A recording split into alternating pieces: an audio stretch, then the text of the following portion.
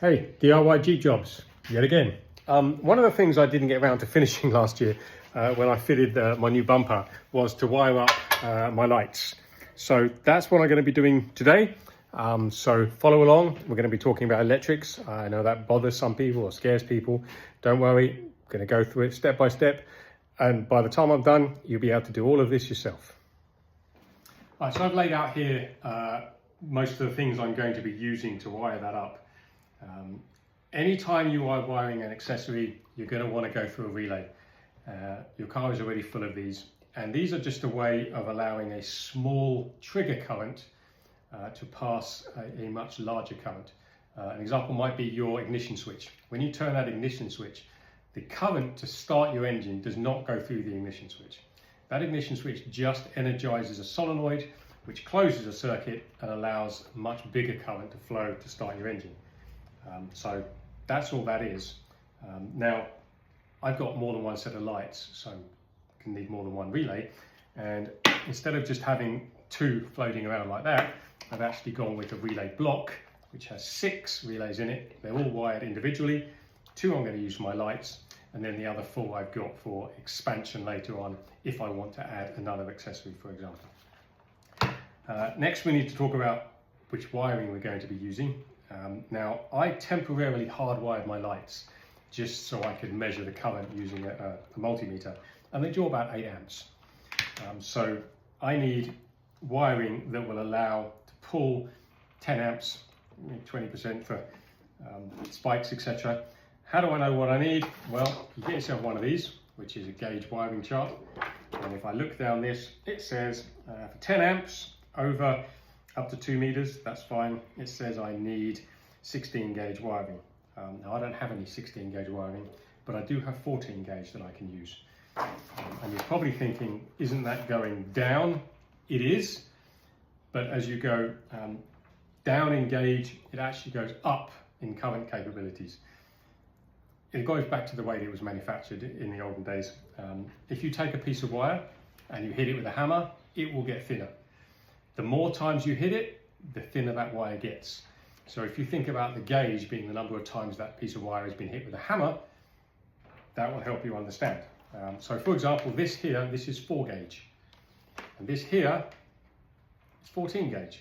And you can see the difference in the thickness. This one has only been hit with a hammer 4 times. This one has been hit with a hammer 14 times. And so that's why it's thinner. So again, as the gauge goes up, its capability of carrying current goes down. So just remember that. Everything else here is just things like my connectors, heat shrink, but we'll go through it all as we do it piece by piece. Ready?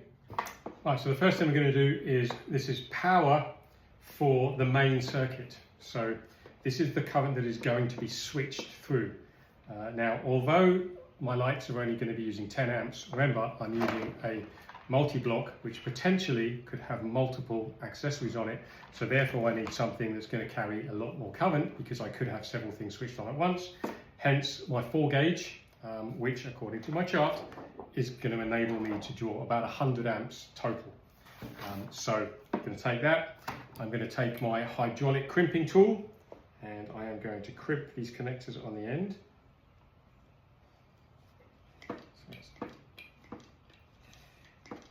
Much easier when you have a hydraulic tool.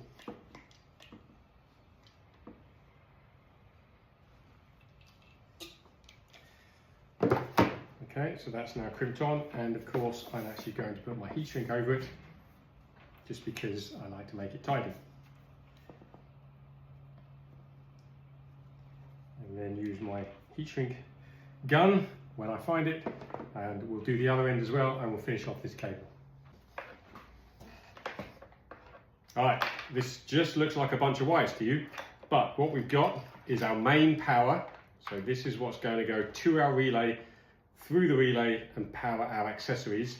So main wire from the battery via a 100 amp fuse.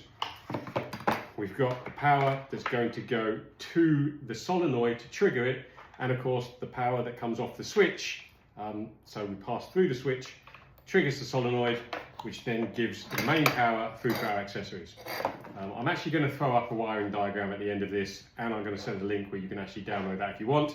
Just download it, it's just an image, so that you can use it, because it's the same principle for wiring up any accessory through a relay. So let's get this bit installed, and then we'll do the dash and put the actual switch in place.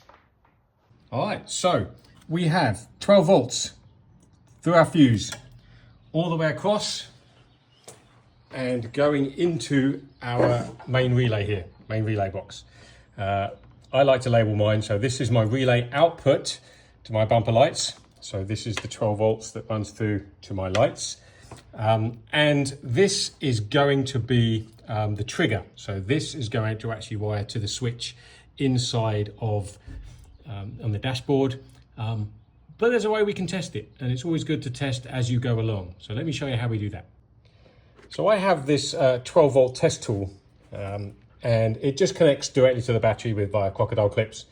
And it's basically designed for testing, whether 12 volts or whether ground exists. So for example, you could find a break in a cable. If this was my cable, 12 volts, 12 volts, 12 volts, no volts, I know that the break exists there somewhere. But one of the other things it can do is actually output 12 volts to my tip.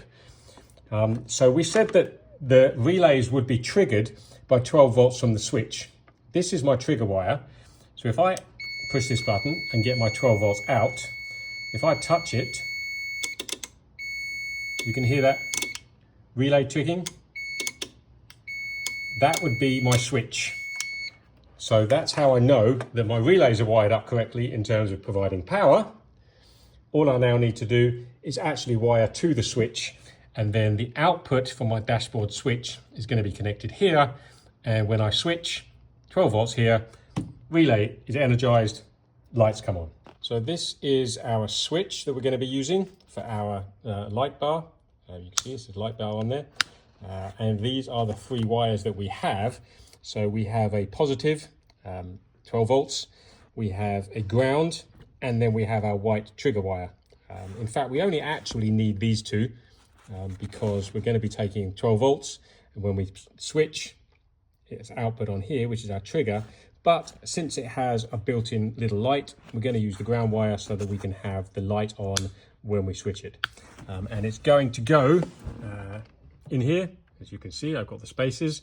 And as much as I would love to move the overdrive one out of the way, over to one here or over here, you can't, because I don't know why this, but in Jeep's infinite wisdom, this switch is slightly bigger than the others, and so will only fit in that slot. I don't know why they did that. It's very annoying. But we need to get to that, so we've got to take this bezel off, and then we're going to unscrew this panel here. All right, this bezel is actually only clipped in 4 places, so you can actually just pull it off, and you can basically see one here, and you can see the matching clips, and there's 2 at the bottom as well. But we're going to take that off. Just over the gear selector here, and lay it out of the way. And now we can get to the screws that hold this panel here on.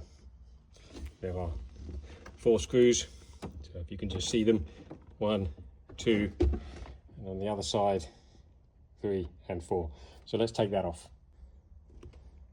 Okay, so with my panel out, you can see how these switches just drop in. And I'm going to put this one into basically this slot number 1, and it will just click into place.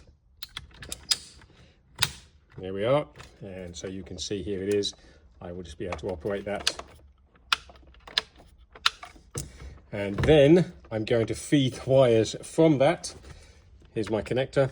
I've actually pre-prepared, because I've pulled the wire through already. So this is going to be my 12 volt supply and my trigger back. And then I'm going to have an earth point just up here inside the dash. So bear with me a second while I do the wiring. Okay, before we tidy everything up and cable tie it all into place, final recap. 12 volts, main line to our relay block.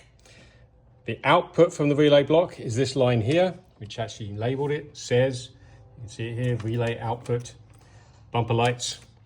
And then we have another 12 volts, which is the trigger. That trigger at 12 volts comes in here. And then we have, which is the red wire to this switch. The white wire is the 12 volts out, which goes to our solenoid. And then we've got actually a ground wire for the lights. So what should happen when I flick this switch, that light comes on, which is great. So we know that the 12 volts is working here. You can just see that, turn it off. And let's just look up here. We should see if I turn this on.